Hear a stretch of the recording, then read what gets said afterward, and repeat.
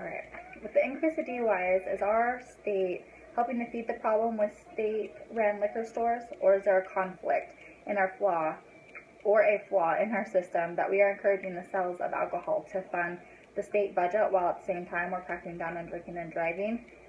Since they both generate revenue, where do we draw the line? First of all, I want to just let you guys know I do not condone drinking and driving. With that being said, were you guys aware that in 2010 there were over 10,000 DUI arrests, resulting in 79 fatalities in the state of Idaho? Also, in 2011 there were 11,000 with 69 fatalities. And now if we jump over to 2013, there were 12,000 DUI arrests with 77 fatalities. There are more drivers that were arrested for DUIs, but they're about the same fatalities. Now, if you just want to think about this for a little bit, the average person that costs for a DUI is $732.50. If we break this down, it's going to be $17.50 that go to the state fund and post, $37 to victims comp fund, the $10 goes to police officer standards fund and training, $60 goes to state general fund post, $270 to the state highway district fund, $135 goes to the county district court, $135 also goes to public school funds, $10 goes to the county justice fund, $15 goes to the county interlock device, $10 goes to the iStar tech funds, and $3 goes to the police officer temporary disability fund, and $30 goes to domestic violence court fees. Now, just a few weekends ago, there were 34 arrests, which would mean that DUI fees would be charged at bare minimum plus a $25,000. Now, I'm not a math wizard or anything, but if there are 4 weekends in a month, that's 12 months. And there are 12 months, that is 48 weekends a year. So if there's an average of 34 arrests, and then that would be approximately $1.2 million in fees, and hopefully at least 1,632 drunk drivers off the road. Now, if we go back in time a little bit, in 1935, after prohibition of the state of Idaho wanted to have greater control over the distribution. The idea behind this was to set the sales and consumption. Idaho is one of 20 jurisdictions nationwide that control the sale of alcohol. Idaho operates 163 retail stores. 66 of them are staffed by state employees, and 97 of them are contract operators. If you look at their mission statement, it says, word for word, the mission of the Idaho State Liquor Division is to provide control over the importation, distribution, sale, and consumption of distilled spirits, curtailed in temperature of use of beverage alcohol, and responsibility optimize the net revenues to the citizens of Idaho. Our vision. The vision of Idaho State Liquor Division is to be the most respectful and highest performing purveyor of distilled spirits in the USA. Alright. I see a couple problems with that statement. It also just says, as part of net revenues to the citizens of Idaho, which would spark the question, is it in the best interest of the state of Idaho to curtail the sales and consumption of alcohol? Are you aware that our warehouse is located in Boise? It distributes more than 85,000 cases annually. The warehouse normally contains 180,000 cases, which is an estimated value of $10 million. Per the state liquor division claimed that the distribution and the sales benefit of all Idaho citizens because of the moderation and temperature control generally.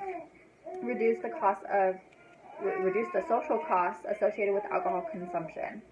They also go on to say that the distribution of liquor profits go to specified state programs, such as the General Fund, which helped over 44 countries and 200 cities. Over the last decade, $330 million was distributed towards these programs.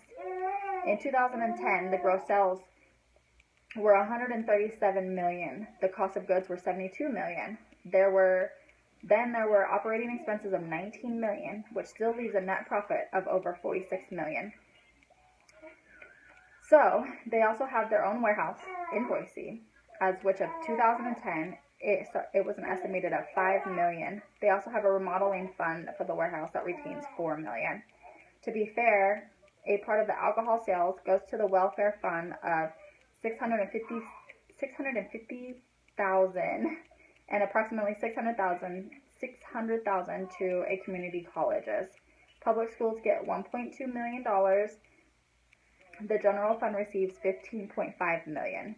The operating expenses on the report of $19 million show that $7 million go to the salaries and another $3 million go to employee benefits. $1 million alone goes to the bank card fees. I think there is an apparent conflict in this message of don't drink and drive. An article was published on March 2011 of the Idaho Press Tribune stated that Idaho's budget writing committee voted to spend almost $500,000 to pay employees to keep their stores open longer, stating that if they did, it would bring in an extra $2 million revenue. Recently, a Bounty County commissioner voted to keep liquor stores open on Sundays. Commissioner Ron Smith stressed that extra funds would help fund North Idaho College tuition programs.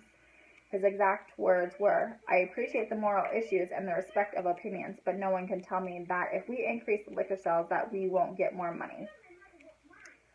So I just want to say, as I wrap this up, I cannot help but ask, are we paying for a special DUI task force to stop drinking and driving while on the time relying on sales to fund our budget? In conclusion, I just want to let you know that we are we denied privatizing and sale and distribution of alcohol because the state is holding true to their mission statement, curtailing of the intemperance use of consumption, or is it inconceivable to let go of the revenue? Would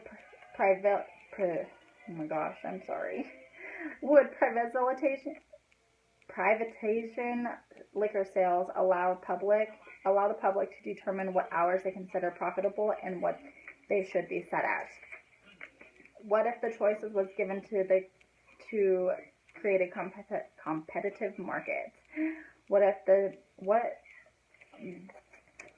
more citizens be able to be employed if we had them that way? If full privatization was allowed and liquor was taxed, this would generate $88.1 million more during the first 5 years. Would it not help to send a better message of don't drink and drive, especially when currently when you do drink, you do help fund public schools to the estimate of $1.2 million per year. It seems that the state view is to push more consumption while making more arrests. I leave you with this last thought. Is the state of Idaho the drug lord of alcohol who supplies its users? And where do we draw the line for revenue? Thank you.